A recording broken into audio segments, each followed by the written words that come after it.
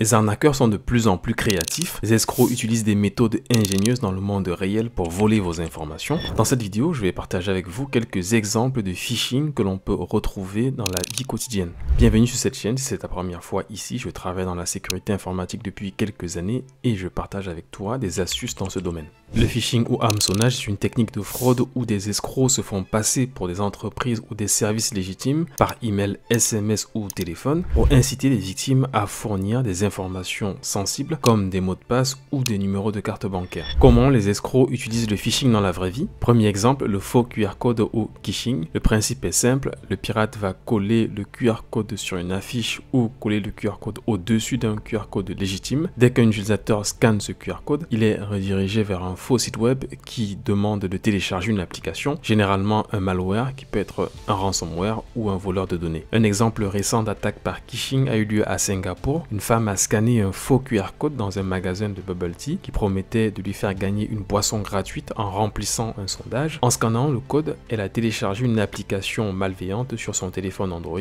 Cette application a ensuite permis aux attaquants de prendre le contrôle de son appareil, d'accéder à ses informations bancaires et de voler 20 000 $ de son compte. Vous pouvez aussi rencontrer des faux QR codes sur des parcs-mètres, une fausse notification par email, une fausse notification de partage de documents, etc. Pour se protéger contre ces attaques, il est recommandé de vérifier la source des QR codes, éviter de scanner ceux dans des endroits publics, installer des mises à jour sur votre système d'exploitation et si possible installer un antivirus. Et utiliser aussi des lecteurs de QR code sécurisés qui prévisualisent le lien avant de rediriger vers le site. Par exemple, Trend Micro propose cet outil pour Android. Deuxième exemple, l'hameçonnage à l'infraction routière. Les pirates envoient un SMS ou un email pour le paiement d'une amende suite à une infraction routière. Ce type de message contient souvent un lien pour le paiement de l'amende. En réalité, il s'agit d'un faux site. En 2023 et même maintenant, une campagne de phishing en France a ciblé plusieurs victimes avec de faux messages prétendant provenir de l'ANTAI ou d'amende.gouv.fr. Ces messages envoyés par SMS ou email réclamaient le paiement d'une contravention en retard et redirigeaient les victimes vers des sites frauduleux imitant les plateformes officielles. Une fois sur ces sites, les victimes saisissent leurs informations bancaires qui sont ensuite volées par des escrocs. Cela a conduit à des pertes financières pour les victimes.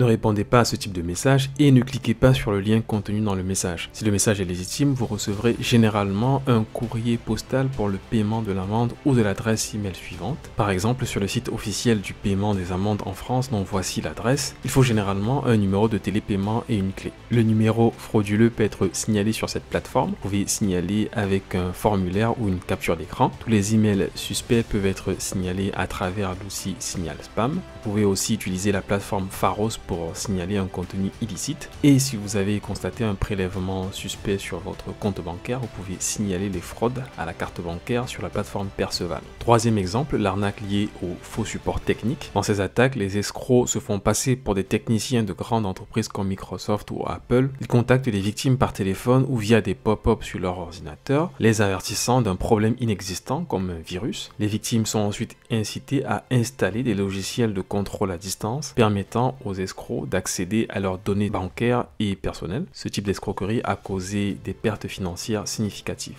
Un exemple récent est une publicité légitime pour Amazon dans les résultats de recherche Google qui redirigeait les utilisateurs vers une fausse alerte de Microsoft Defender. Cette arnaque bloquait le navigateur et incitait les victimes à appeler un numéro de support technique frauduleux ou les escrocs prenant ensuite le contrôle des appareils et volaient des informations sensibles. Pour se protéger, il est essentiel de ne jamais appeler des numéros fournis par des pop-up d'alerte et de toujours vérifier les sources avant d'agir. Et généralement, un antivirus sérieux va bloquer ce type de site web. Et si vous recevez un email, il ne faut surtout pas cliquer sur le lien contenu dans le message. Un dernier exemple pour terminer, l'hameçonnage à la livraison de colis. Généralement, la victime reçoit un SMS ou un email qui semble provenir d'un service de livraison. Ce type de message indique qu'un colis n'a pas pu être livré ou qu'il y a un colis en attente de livraison, ou qu'il faut payer des frais d'expédition, ou qu'il y a eu un problème et qu'il faut mettre à jour des informations de suivi. Ces arnaques prétendent provenir de services de livraison populaires comme la Poste, DHL, Chronopost, etc.